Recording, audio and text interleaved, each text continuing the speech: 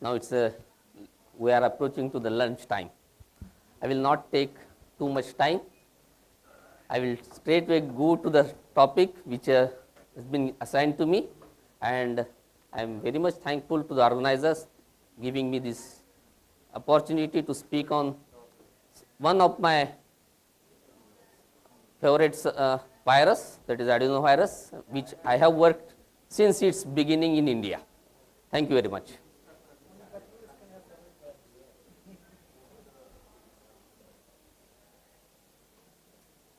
So, when we talk about the adenovirus, every species on the earth is having the adenovirus, right from the reptile, human being, mammals, all mammals and birds. So, almost all the species has the infection. Since years together, the infection has transformed from a docile guy to a Don type of guy. Such transformation is fantastic. When we look to the history of the adenovirus, it has transformed a lot. From no disease producing agent to highly disease producing agent. That much journey has passed since April. When we go to the books, Dr. Vegad is here, very much here. I have read his book. Many people have used some terms of the book having a less causative agent or no causative agent for the disease, but the disease or virus has evolved so much that the disease has been proved by itself by the adenovirus. It not requires now the supporting agent to have a disease into the bird. So, let us have to the journey on the disease aspect. So, the poor guy looks like this.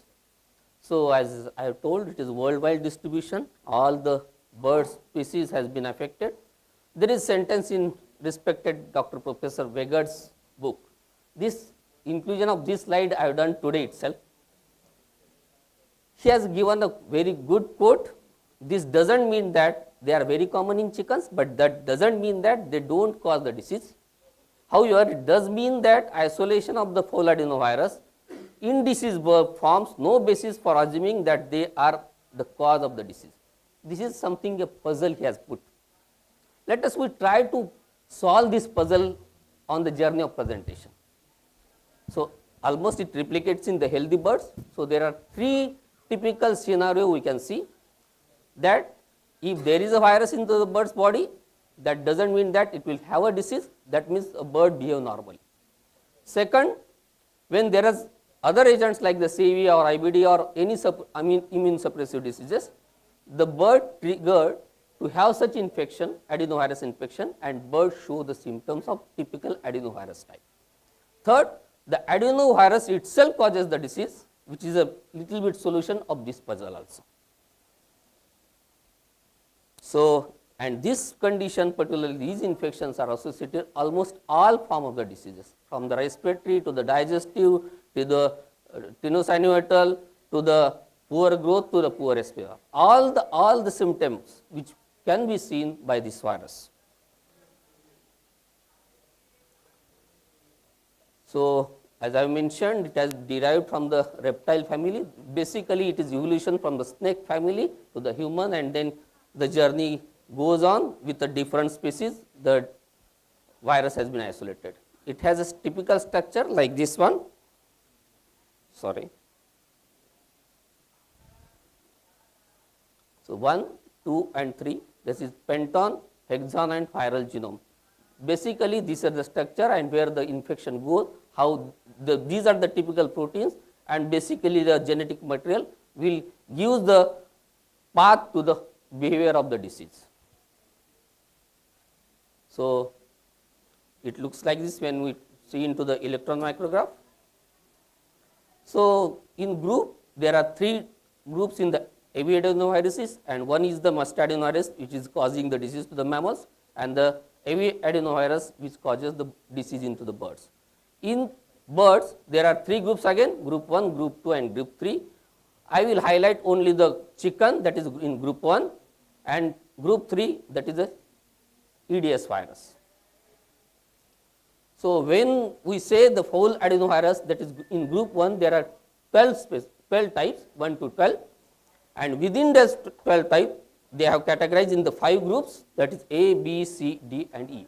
and within these 12 they are kept on the typical subjective of these types A, B, C or D and E.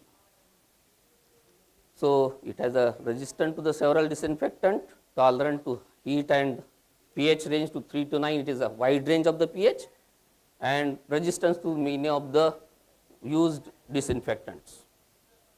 So, in group 1, I will not touch to the much more on the Kell bronchitis and the unidentified etiology, but I will little bit touch to the inclusion body hepatitis, hydropericardium syndrome and the gizzard erosion. These are the main typical dreaded disease now industry has seen.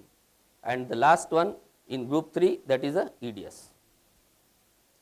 So, when we talk about the EDS, the first incidence in 76 in Europe, that is in Holland, and it is originated from the duck species. It has been transferred to the chicken also, the chicken gets infected and there is a drop in production. Then there is a transmission, it is a vertical as well as the horizontal. But when we talk about the vertical transmission from the parent to the chick progeny, and in horizontal between the flocks one bird is contaminated, other gets the flock is get contaminated, and in third one if there is a vicinity at the farm, some wild birds or geese or other any type other than the poultry, the bird get infected from that wild bird or another bird. The first sign is to loss of the egg pigmentation, and then disease progresses followed by the appearance of the soft-shelled, shell-less or deformed shell eggs. Here one has to keep a watch on the poultry farm itself. The bird try to eat its own eggs, and farmer in the false impression that there is no disease. But when we go into the early morning to inspect the farm, then we can see some shell-less eggs that the disease can be noticed in such cases. Or drop in production up to the 40% will itself gives the some sign of the disease itself, that is EDS 76 is there.